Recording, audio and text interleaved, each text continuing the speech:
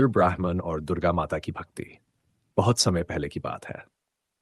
एक छोटे से गांव में हरिप्रसाद नाम का एक दरिद्र ब्राह्मण रहता था। वह बहुत ही धर्मनिष्ठ और ईमानदार व्यक्ति था, लेकिन उसकी आर्थिक स्थिति अत्यंत दयनीय थी। उसके पास न तो अपनी जमीन थी और न ही कोई संपत्ति। उसका जीवन पूरी तरह से भगवान की कृपा और दूसरों की दानशीलता पर निर्भर था। हरिप्रसाद अपनी पत्नी सुमति के साथ एक छोटी सी झोपड़ी में रहता था। वे दोनों सादा जीवन जीते और अपने सीमित संसाधनों में भगवान की आराधना करते। हरिप्रसाद को देवी दुर्गा पर अपार विश्वास था। वह मानता था कि उसकी सभी परेशानियों का हल माता दुर्गा की कृपा से ही संभव है। जीवन का संघर्ष। हर दिन हरिप्रसाद सुबह उठकर अपनी झोपड़ी के पास बने दुर्गा माता के छोटे मंदिर में पूजा करता और भजन कीर्तन करता। हालांकि उसके पास भोजन का अभाव था, लेकिन उसने कभी भी माता के प्रति अपनी आस्था को कम नहीं होने दिया। गांव के लोग उसकी भक्ति और सरल स्वभाव की बहुत प्रशंसा करते थे, लेकिन कुछ लोग उसका मजाक उड़ाते हुए कहते, तुम्हारी भक्ति ने तुम्हें क्या दिया? न धन है, न सुख। माता दुर्गा तुम्हारी सुनती भी है क्या? हरिप्रसाद इन बातों का बुरा नहीं मानता। वह शांत भाव से उत्तर देता, माता मेरी परीक्षा ले रही है। मैं जानता हूं कि वे मेरे लिए कुछ अच्छा ही करेंगी। दुर्गा माता का सपना। एक दिन हरिप्रसाद ने देवी दुर्गा की भक्ति में पूरे दिन व्रत रखा। रात में जब वह सो रहा था, तो उसे माता दुर्गा ने सपने में दर्शन दिए। माता ने कहा, वत्स, तुम्हारी भक्ति और विश्वास ने मुझे प्रसन्न किया है। कल सुबह उठकर नदी के किनारे जाओ। वहां तुम्हें एक चमत्कार मिलेगा जो तुम्हारे जीवन को बदल देगा। हरिप्रसाद ने सुबह उठते ही यह सपना अपनी पत्नी सुमति को सुनाया। सुमति चौंक कर बोली, यह माता की कृपा है, हमें तुरंत उनके निर्देश का पालन करना चाहिए। चमत्कारिक घटना। हरिप्रसाद नदी के किनारे पहुंचा।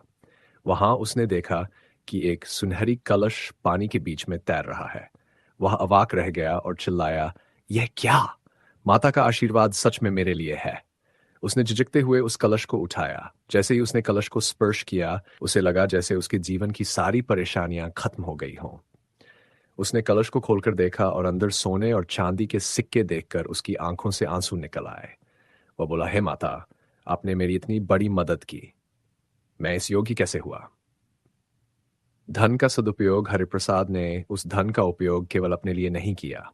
उसने गांव में दुर्गा माता का एक भव्य मंदिर बनवाया, जहां सभी गांववासी पूजा कर सके। जब गांव वालों ने यह देखा तो वे चकित रह गए। एक व्यक्ति बोला, यह कैसे संभव है? क्या यह वही हरिप्रसाद है जो इतना गरीब था? हरिप्रसाद मुस्कुराते हुए बोला, यह माता की कृपा है। उनकी कृपा से ही यह सब संभव हुआ है। इसके अलावा उसने गांव के गरीबों और जरूरतमंदों की मदद की। माता का दूसरा आशीर्वाद। हरिप्रसाद की निस्वार्थ भक्ति से माता दुर्गा और भी प्रसन्न हो गईं। एक दिन माता ने फिर उसे दर्शन दिए और कहा, वत्स, तुम्हारी भक्ति और सेवा से मैं प्रसन्न हूं। अब तुम्हें कभी किसी चीज की कमी नहीं होगी। तुम्हारा जीवन सुखमय होगा।